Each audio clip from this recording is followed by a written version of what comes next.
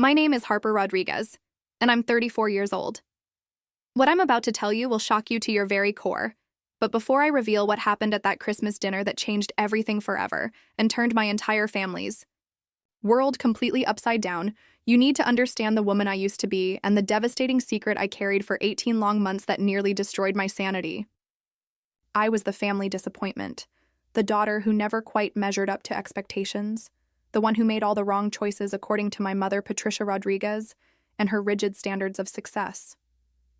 Little did anyone in my family know that I held the key to our family's entire financial stability, and when the explosive truth finally came out in the most dramatic way imaginable during what was supposed to be a peaceful holiday celebration, it would completely destroy everything my mother thought she knew about success, failure, financial responsibility, and the true meaning of family loyalty and sacrifice. For years upon years, I'd been the invisible backbone of our family's most precious and valuable asset while being treated like I was barely worthy of a seat at the dinner table during family gatherings.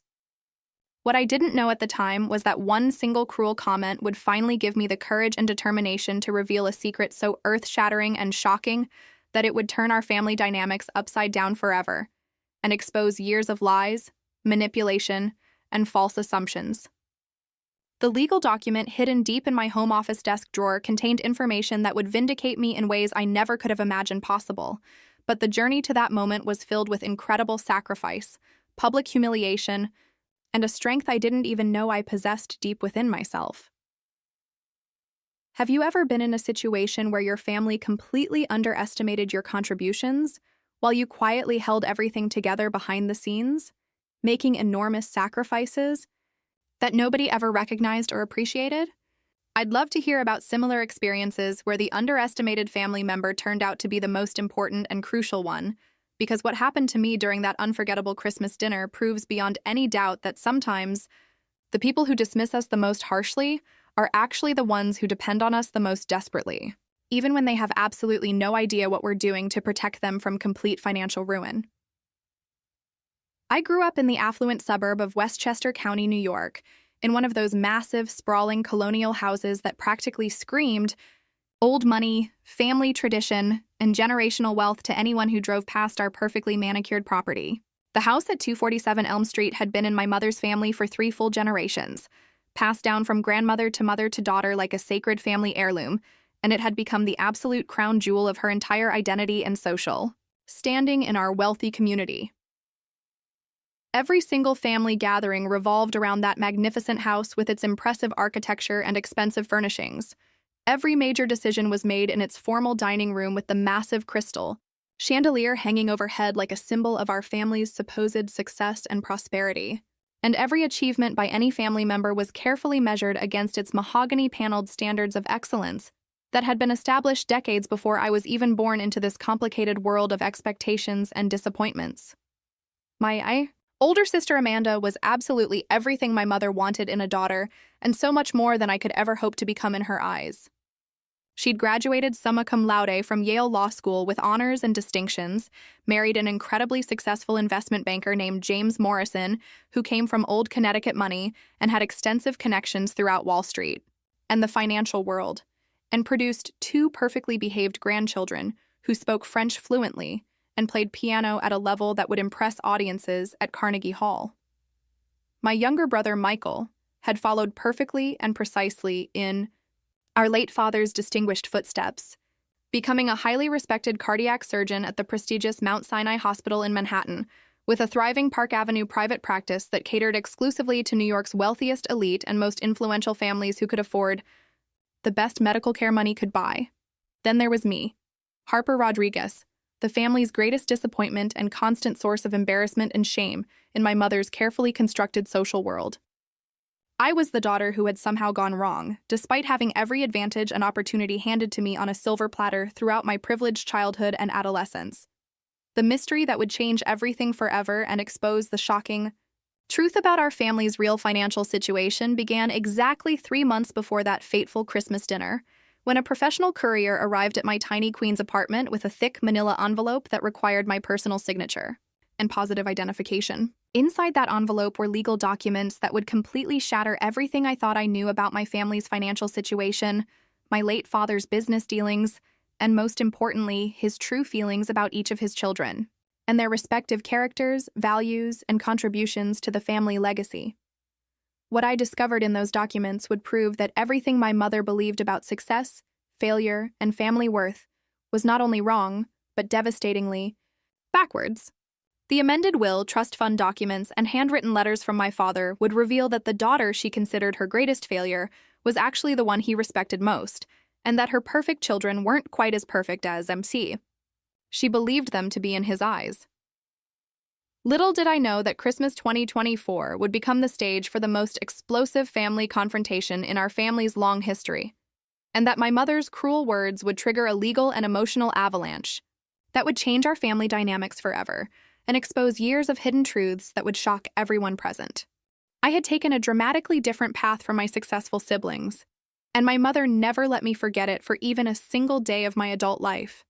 After graduating from SUNY Purchase with a degree in social work, instead of attending a prestigious Ivy League school like Amanda and Michael had done, I'd spent the past 12 years of my career working with at-risk youth in some of the most challenging neighborhoods in the Bronx.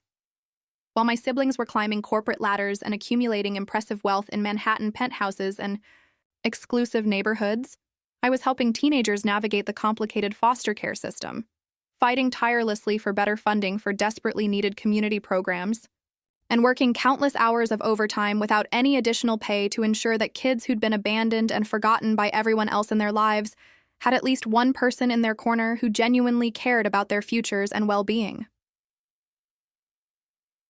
My annual salary was modest at best, exactly $47,000 per year before taxes, and my entire lifestyle reflected that harsh financial reality in every possible way. I lived in a cramped 400-square-foot studio apartment in Astoria, Queens, took the crowded subway everywhere instead of owning a car, and shopped exclusively at discount grocery stores where I clipped coupons and waited for sales to stretch every dollar as far as possible. In my mother's eyes, my life was not just a failure, but an active embarrassment to the Rodriguez family name and everything it represented in our social circles.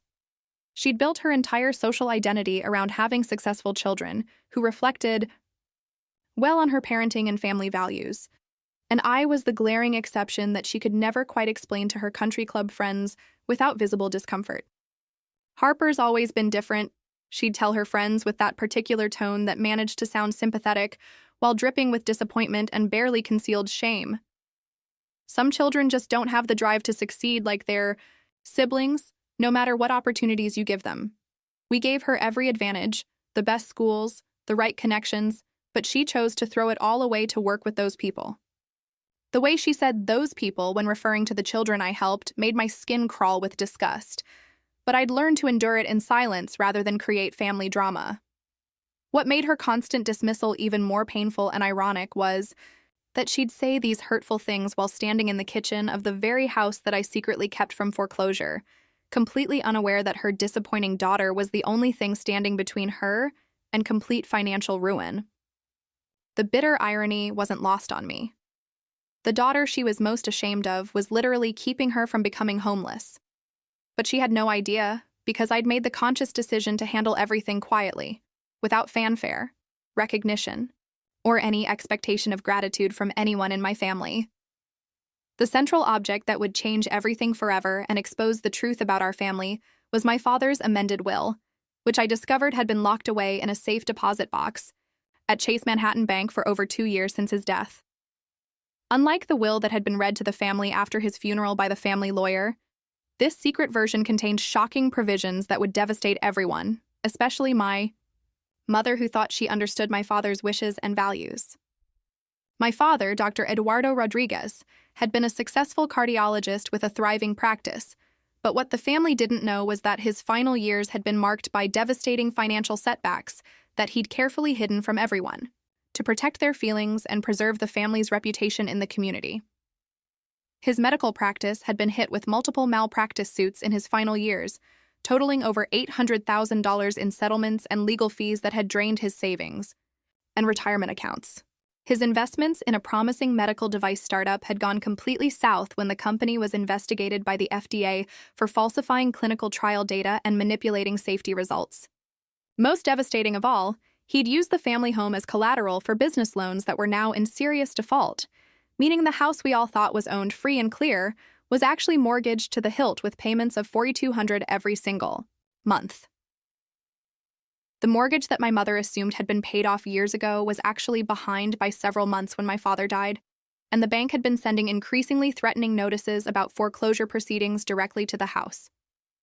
But my mother had been ignoring these official-looking letters, assuming they were junk mail or telemarketing scams, which meant she had no idea how close she was to losing everything. But here's what nobody in my family knew: what would become the foundation of the most satisfying vindication of my entire life. I'd been quietly paying that enormous mortgage for the past 18 months without telling a single soul. Every single month, $4,200 of my modest social worker salary went directly to Westchester County Savings Bank, keeping the roof over my mother's head while she continued to treat me like I was the family's greatest failure and source of shame.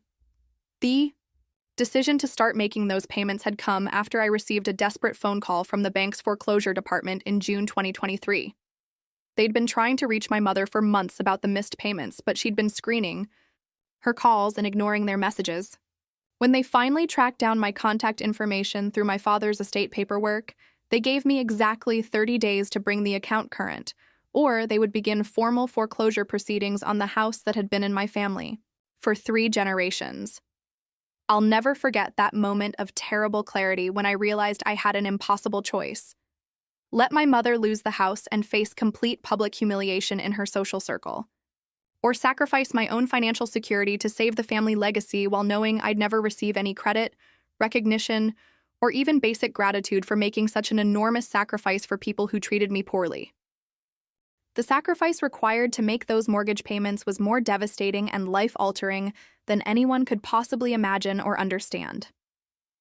My $47,000 annual salary, after federal and state taxes, Social Security, and other deductions, came to approximately $3,200 per month in actual take-home pay that I could use for living expenses.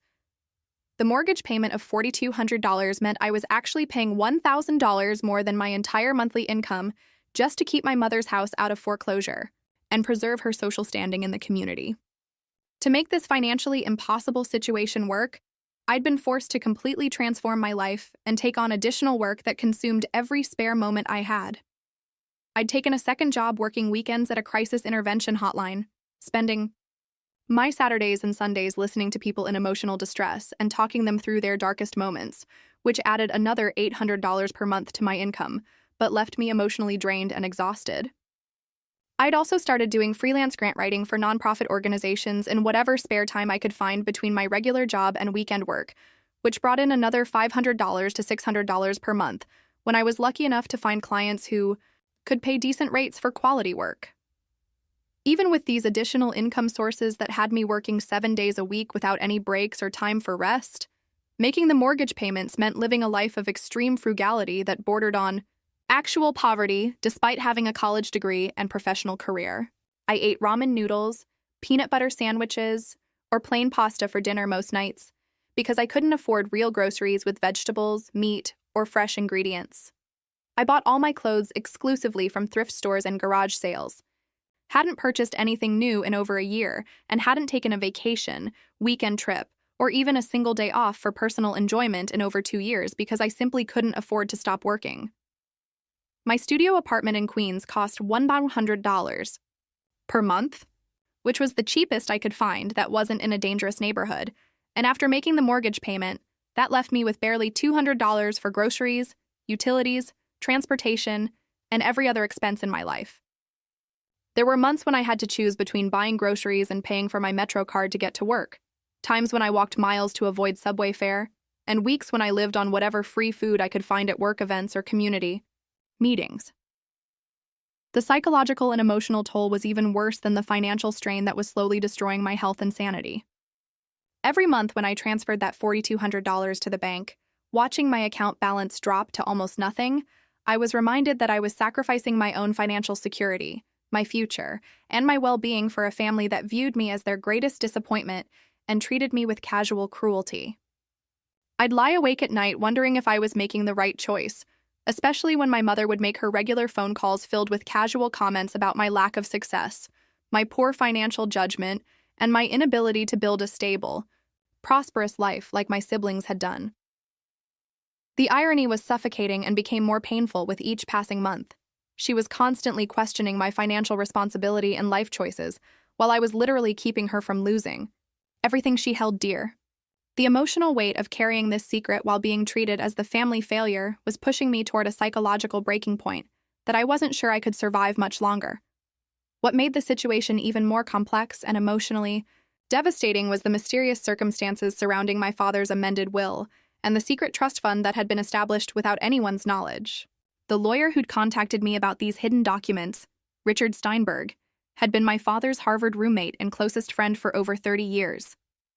When Richard called me 3 months after the funeral, his voice was heavy with regret, guilt, and a sense of urgency that immediately caught my attention. "Harper, there's something critically important your father wanted you to know, but only after you'd had sufficient time to grieve properly and process his death," he'd said. Carefully. He left very specific and detailed instructions about when and how to reveal this information, and he was absolutely crystal clear that it should come to you first, before anyone else in the family learned about these arrangements.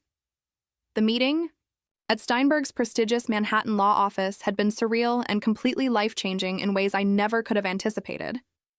The mahogany-paneled conference room felt like something out of a legal drama, as Richard explained that my father had been secretly documenting my character, my actions, and my treatment by the family for years before his death. He'd been quietly proud of my work with at-risk youth, deeply proud of my commitment to helping others over accumulating personal wealth, and increasingly ashamed and disappointed by how the rest of the family treated me, despite my obvious good character and selfless nature. He told me multiple times that you were the only one of his children who inherited his sense of social responsibility and moral compass, Richard had said, sliding the thick folder of documents across the polished conference table with obvious emotion.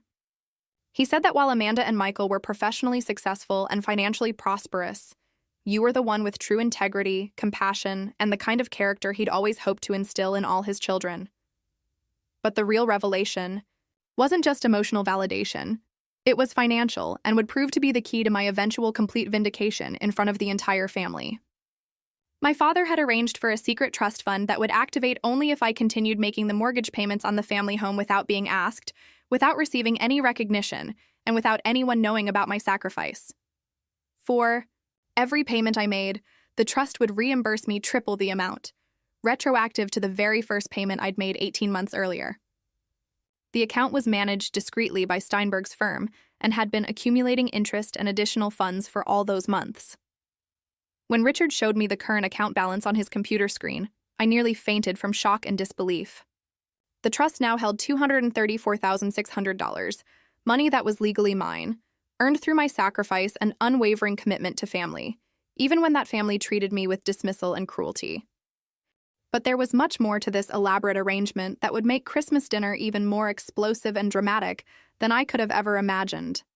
The trust came with very specific legal conditions that would trigger additional devastating provisions if certain predictable events occurred, and my father had apparently known my mother well enough to anticipate exactly how she would behave when given the opportunity to publicly diminish my worth in front of witnesses.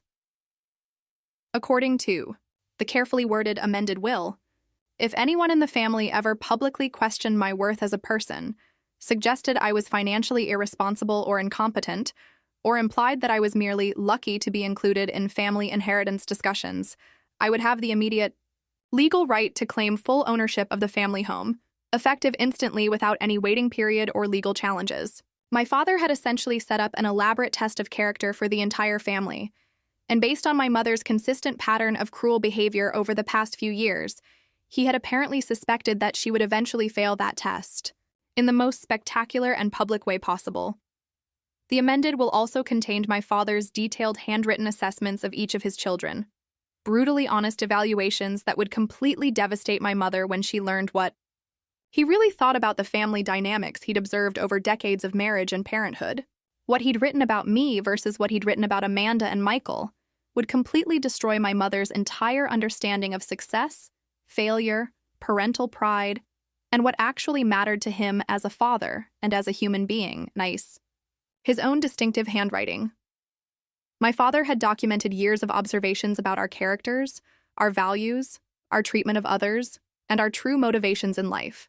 He'd written extensively about Amanda's condescending treatment of service workers, her obsession with material possessions and social status, and her complete lack of empathy for anyone who couldn't advance her career or social position. He'd described Michael's arrogance toward patients who couldn't afford premium medical care, his dismissive attitude toward anyone he considered beneath his intellectual level, and his shocking lack of the compassion that should be fundamental to any doctor's character.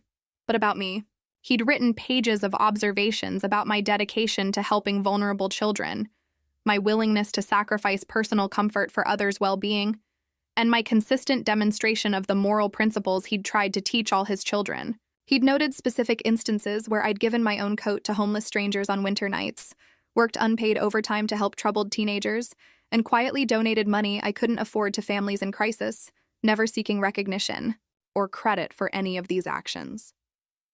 Little did I know that Christmas 2024 would be the moment when years of quiet suffering and secret sacrifice would transform into the most satisfying vindication of my entire life. And that my mother's predictably cruel words would trigger a legal and emotional avalanche that would change our family relationships forever and expose the truth about who we really were as people.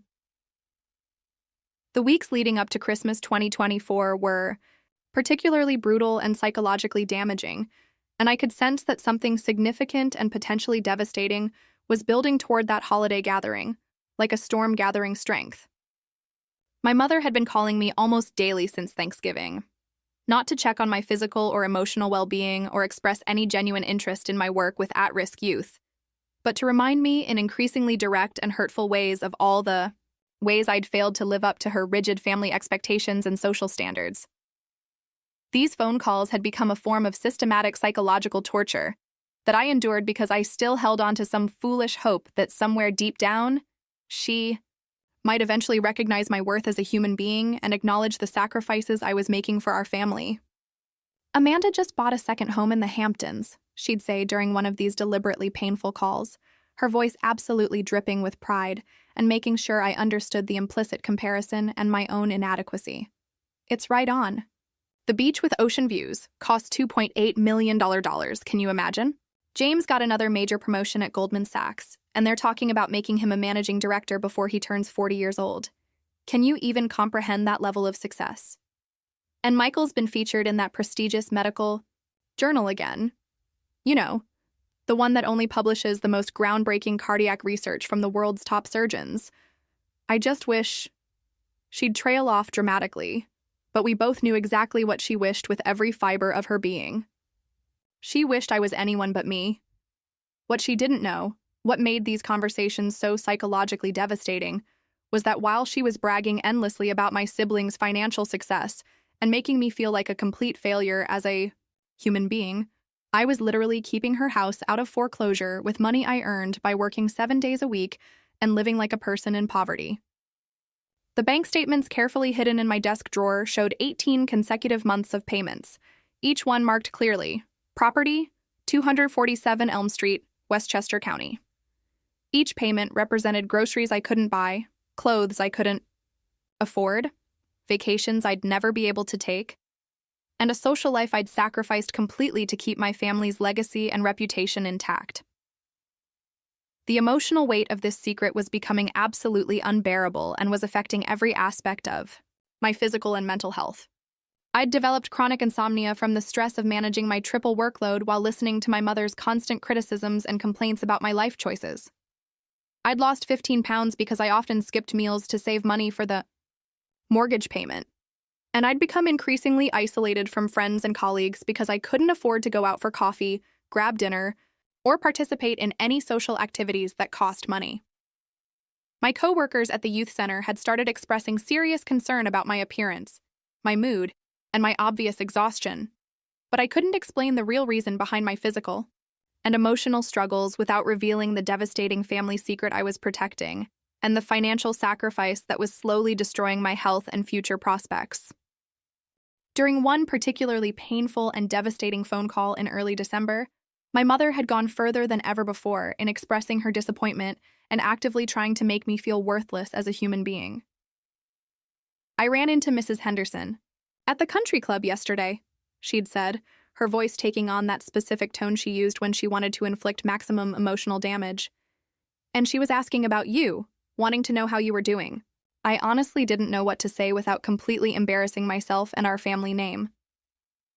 Here's Amanda with her beautiful houses and incredibly successful legal career, Michael saving lives and earning recognition in his prestigious medical field, and then there's you, 34 years old and still living in that tiny apartment like a college student, working with troubled children for pennies while your siblings are building real lives and making real contributions to society. It's just embarrassing, Harper. I don't understand how you can be satisfied with such a small, meaningless life when you had every advantage growing up. That particular conversation had pushed me to an emotional breaking point that I'd never experienced before in my adult life. For the first time since I'd started making the mortgage payments, I'd seriously considered revealing the truth about everything I was doing financially for the family, just to make her understand how completely wrong she was about my character, my priorities, and my contributions to our family's well-being. But something held me back from exposing the secret. Perhaps it was my father's voice echoing in my head, reminding me that true character is revealed through how we act when nobody's watching or giving us credit. Or perhaps it was my own stubborn determination to see this elaborate test of family character through to its inevitable conclusion. What I didn't realize at the time was that my mother had been planning Christmas 2024 as what she called the most important and memorable family gathering in years, with implications that would extend far beyond a simple holiday dinner. She'd invited not just immediate family members, but extended relatives, longtime family friends, and several prominent couples from Westchester Country Club who represented the pinnacle of our social circle. She'd hired expensive caterers, bought elaborate decorations that cost more than I spent on food in 3 months, and had been talking for weeks about making a major announcement about the family's future that would supposedly cement our legacy for generations to come. She had absolutely no idea that I held all the cards in this high-stakes game, and that her carefully planned announcement would trigger a revelation so shocking and devastating that it would humiliate her in front of everyone she'd invited to witness what she thought would be her moment of ultimate triumph as a mother and family matriarch. The setup for the most explosive confrontation in our family's long history was already in motion, and I was walking into it carrying legal documents that would expose years of lies, financial deception, and misplaced family loyalty in the most dramatic way possible. Christmas Eve arrived with the kind of bitter, bone-chilling cold that made Westchester County look like a picture-perfect postcard, all pristine snow and warmly glowing windows that completely disguised the emotional warfare and family drama about to unfold inside our supposedly happy family home. I drove up the familiar circular driveway of 247 Elm Street, the house I'd been secretly saving from foreclosure for 18 months while being treated like a failure, carrying carefully chosen gifts and a heart full of equal parts dread and anticipation for what was about to happen. My mother had insisted on her traditional Christmas Eve cocktail party, followed by an elaborate Christmas Day dinner where she'd planned to make her mysterious, important announcement in front of the largest audience she'd ever assembled for any family gathering in our history. The house was filled to capacity with extended family members, longtime family friends, and my mother's entire social circle from Westchester Country Club, creating the perfect stage for the public humiliation she was about to experience. Amanda swept through the crowded rooms in a designer dress that probably cost more than I earned in 3 months of working with at-risk youth, her investment banker husband James trailing behind her like a well-dressed accessory, occasionally dropping casual comments about their recent purchase of the $2.8 million Hamptons house with ocean views. Michael had brought his latest girlfriend, Dr. Sarah Chen, a pharmaceutical sales representative who seemed more interested in cataloging and mentally appraising the value of everything in the house than participating in genuine family conversation, or getting to know anyone as actual human beings. As I hung my coat in the familiar foyer where I'd played as a child, I overheard my mother talking to her sister Diane and 2 prominent women from the country club near the elaborately decorated Christmas tree. "Poor Harper," she was saying in that stage whisper she used when she wanted to be overheard by exactly the right people for maximum social impact. 34 years old and still living in that tiny apartment in Queens, working with those troubled children for practically nothing while her siblings are building real careers and making real money. I just don't understand where I went wrong with her as a mother. Amanda just bought that beautiful house in the Hamptons. James got another major promotion. And here's Harper, still struggling to make ends meet like someone half her age. The irony hit me like a physical blow to the stomach. While she pitied my supposed struggling financial situation and painted me as someone who couldn't manage money or build a stable life, I was literally the only thing preventing her from losing everything she held dear and valued most in the world. But what she didn't know was that tomorrow's dinner would force a confrontation that would expose years of hidden truths and completely reverse our family's understanding of who was successful and who was struggling. The amended will in my purse contained specific legal language about what would happen if family members publicly diminished my worth or questioned my financial competence, and my mother was about to walk directly into that carefully constructed trap in the most spectacular and public way possible, in front of everyone whose opinion she valued most. Christmas morning dawned gray and unwelcoming, with heavy clouds that perfectly matched my mood and the sense of impending doom that had been building in my chest for weeks.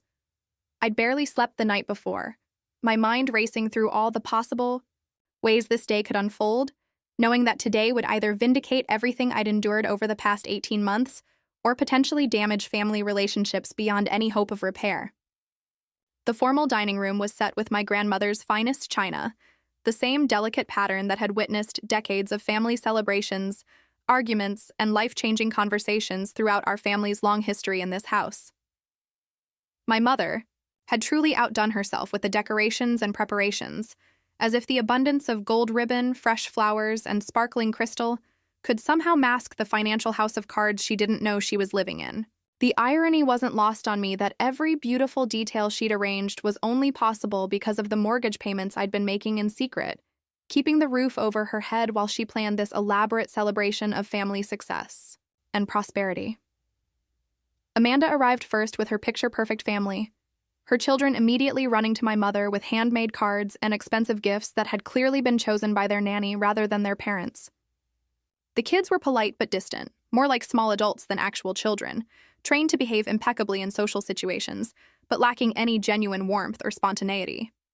Michael followed shortly after with Dr. Sarah Chen, who made a point of commenting on every valuable item in the house with the calculating eye of someone mentally appraising everything for potential future reference. "This chandelier must be worth a fortune," she gushed to my mother while looking up at the crystal fixture that dominated the dining room, completely unaware that I could have told her its exact value wouldn't cover even 2 months of the mortgage. Payments I'd been making to keep this house in the family. And these antiques are absolutely museum quality. You're so fortunate to have inherited such beautiful things. The dinner conversation started exactly as I'd predicted it would, following the same pattern that had been established over years of family gatherings. My mother dominated the discussion with obvious pride, talking at length about Amanda's recent promotion to senior partner at her prestigious Manhattan law firm and the accompanying salary increase that would put her well into 7 figures annually. She beamed as she described Michael's latest recognition in a prestigious medical journal, his growing reputation as one of New York's top cardiac surgeons, and his recent appointment to the board of directors at Mount Sinai Hospital. I sat quietly, at my usual spot at the table, picking at my food and trying to prepare myself mentally for what I knew was coming. I could feel the weight of the legal documents in my purse, the papers that would soon change everything our family thought they knew about success, failure, and the true meaning of loyalty and sacrifice. What I didn't fully realize was that my mother had planned this dinner specifically to make her announcement about the family's future, an announcement that would trigger everything I'd been keeping secret and set in motion the most satisfying vindication of my entire life. "Before we have dessert," my mother announced dramatically, standing up from her chair at the head of the table and raising her wine glass with the theatrical flair she'd perfected over years of hosting social events. "I have something extremely important to share with all of you, something that will affect our family for generations to come." Her voice carried that tone of absolute authority she'd developed over decades of being the undisputed matriarch of our family, completely confident that everyone would hang on her every word and support whatever decision she was about to reveal.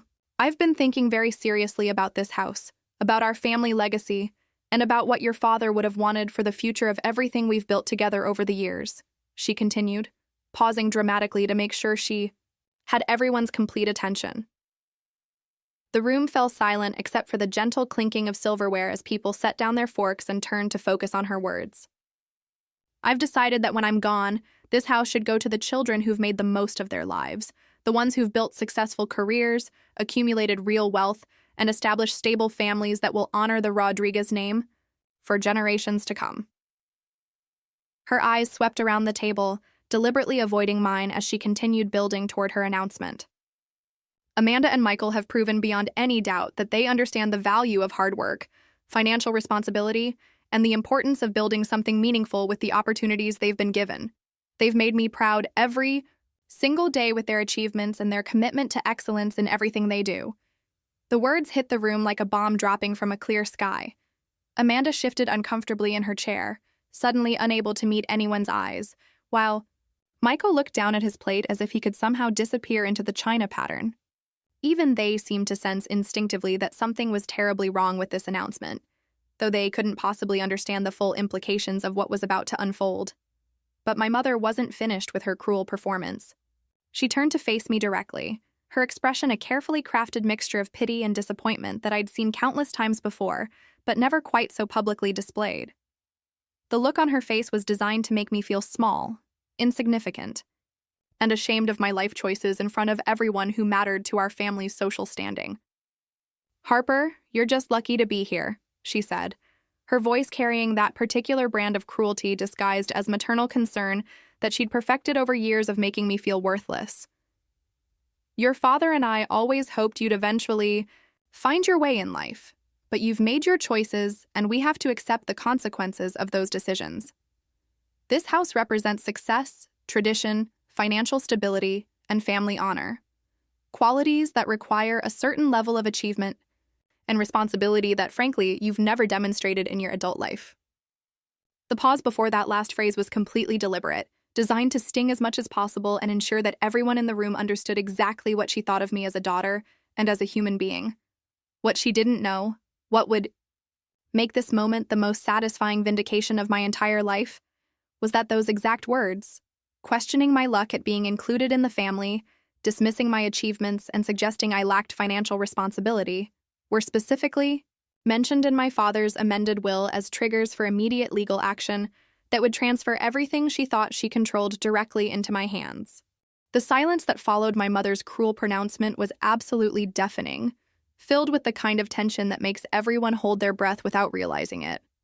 Amanda cleared her throat nervously while James reached for his wine glass with the desperate urgency of someone who sensed an impending disaster but couldn't quite identify what was about to happen. Michael's girlfriend looked around the table like she was watching a fascinating tennis match, clearly intrigued by the family drama unfolding before her eyes, but completely unaware of the explosive revelation that was about to detonate in this formal dining room.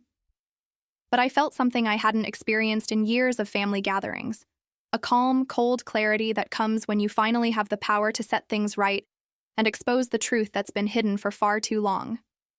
My mother was still standing at the head of the table, still holding her wine glass like a trophy, still basking in what she thought was her moment of ultimate authority and maternal wisdom. She had absolutely no idea that she'd just lost everything she valued most in the world. "Mom," I said quietly, my voice steadier and more confident than I'd expected it to be. "Before you continue with your announcement, there's something critically important you need to know, something that's going to change everything you just said." I reached into my purse with deliberate calm and pulled out the thick folder I'd been carrying for months, the one containing documents that would shatter her entire understanding of our family's financial situation. Dad left more than just the will you heard read after his funeral. He left this. I placed the amended will on the table with its official legal seal catching the light from the crystal chandelier overhead. "What exactly is that?" Amanda asked immediately, her lawyer, instincts recognizing the document's obvious legal importance and the potential implications of whatever was written in those pages. "It's an amended will, dated exactly 3 weeks before Dad died," I replied, opening the folder to reveal pages of legal text and my father's distinctive handwritten notes. And according to this document, Mom just transferred complete ownership of this house directly to me, effective immediately. The room erupted in shocked gasps and confused voices as the implications began to sink in. My mother's wine glass slipped from her trembling hand, shattering against the hardwood floor in a spray of red wine and crystal fragments that seemed to punctuate the moment perfectly. Amanda leaned forward across the table, her professional training taking over as she began scanning the document with the speed and precision of someone who understood legal language. Michael's face went completely pale as he started to grasp the full implications of what was happening. But the real shock was still coming, and what they didn't know was that the amended will contained not just legal provisions about property, transfer, but my father's brutally honest written assessments of each of his children. Assessments that would make my mother's cruel evaluations seem even more devastating because they proved that the parent who truly mattered had seen something in me that she'd never recognized or valued. The moment of ultimate vindication arrived when my mother's sister Diane, who had been sitting silently in the corner observing this entire drama unfold, suddenly spoke up with information that would make everything even more devastating. "Patricia," she said, her voice cutting through the emotional chaos with surgical precision, "you need to tell them about the phone calls you've been making to everyone at the country club." My mother's head snapped up, her tear-streaked face going completely white with terror. "Diane, no, please don't do this." "What phone calls?" Amanda demanded, her lawyer instincts immediately sensing another layer to this unfolding disaster that could make everything even worse for our mother. Diane stepped forward with an expression that mixed disgust and determination in equal measure. "Your mother has been bragging to the entire country club for months about how she's financially independent and doesn't need help from any of her children. She specifically told the Hendersons that Harper was too irresponsible with money to ever help with family expenses, and she's been telling everyone who would listen that Harper's life choices were an embarrassment to the family name." The revelation hit like a devastating physical blow. Not only had my mother been accepting my financial help while publicly dismissing my worth, she'd been actively lying to her social circle about our family's real situation while simultaneously benefiting from my enormous sacrifice. The immediate aftermath of that Christmas dinner was unlike anything I could have ever imagined in my wildest dreams or worst nightmares. Within hours of Diane's devastating revelation, my phone was buzzing constantly with calls from family friends who had heard about the confrontation through the country club gossip network, which apparently worked faster and more efficiently than any news organization in Westchester County. By New Year's Eve, the story of Patricia Rodriguez's disappointing daughter secretly saving the family home had spread through our social circles like wildfire, completely reversing the narrative my mother had been carefully constructing about my failures for years.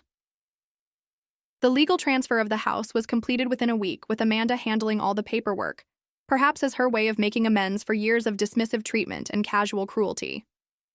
Despite her initial shock at the Christmas dinner revelation, she threw herself into the legal process with professional efficiency that bordered on obsessive, ensuring that every document was filed correctly and that my ownership was completely uncontestable. Michael drove up from Manhattan twice to help me understand the full scope of what I'd inherited. Not just a house worth $1.2 million, but the profound satisfaction of knowing that my character had been tested under the most difficult circumstances and proven strong. My mother moved in with Diane temporarily, ostensibly to give me space to settle into the house, but really because she couldn't face the reality of living in a home that now belonged to the daughter she'd spent years publicly diminishing and privately taking advantage of. The psychological impact of learning that she'd been completely wrong about everything, my character, my financial situation, my father's true feelings, had been devastating to her sense of identity and self-worth. The country club ladies, who had once listened politely to her disparaging comments about my life choices, now whispered entirely different stories when she wasn't around. Stories about sacrifice, about misjudgment, about the dangerous consequences of measuring human worth by bank account balances and social status alone. Several of her closest friends had stopped calling altogether, either from embarrassment about their own assumptions or from genuine disgust at how she'd treated me while I was secretly supporting her. The trust fund money gave me options I'd never dreamed possible in my adult life. I could continue my social work from a position of genuine financial security, Or I could pursue the master's degree in nonprofit administration I'd always wanted, but could never afford. For the first time since college, I wasn't choosing between helping others and taking care of my own basic needs. I could finally do both without sacrificing my health or future. 3 months later, I was sitting in the sunny breakfast room of my inherited house, reviewing applications for the Harper Rodriguez Foundation, a nonprofit I'd established to help at-risk youth transition successfully out of foster care and build stable, independent lives. The irony wasn't lost on me that I was using the wealth I'd gained from being systematically underestimated to help other young people who were consistently undervalued and dismissed by society. My mother and I had begun the slow, painful process of rebuilding our relationship, though both of us understood it would never be the same as before that Christmas dinner. She'd enrolled in therapy to understand how she'd developed such a distorted view of success and worth, and she'd written formal letters of apology to several people at the country club, admitting that she'd completely misrepresented both her financial situation and my character to protect her own ego and social standing. The house on Elm Street had become something my father would have been genuinely proud of, not just a symbol of financial achievement or social status, but a home where people gathered regularly to plan ways to help the most vulnerable members of our community. Every month, I hosted dinners for local nonprofit leaders, social workers, and community organizers, transforming the formal dining room where I'd once been publicly humiliated into a space where society's helpers were celebrated, supported, and treated with the respect they deserved. As I finished reviewing the foundation applications that afternoon, I couldn't help but reflect on how dramatically and completely my life had changed because I'd finally found the courage to reveal my true worth and expose the lies that had been told about me. Sometimes the people who underestimate us most severely are actually the ones who need our help most desperately. And sometimes standing up for yourself means showing others exactly who they really are in the process. Have you ever discovered that your greatest strength was something others consistently saw as a weakness? I'd love to hear about moments when being underestimated actually became your greatest advantage, because my story proves that vindication is sweeter when it comes from simply telling the truth.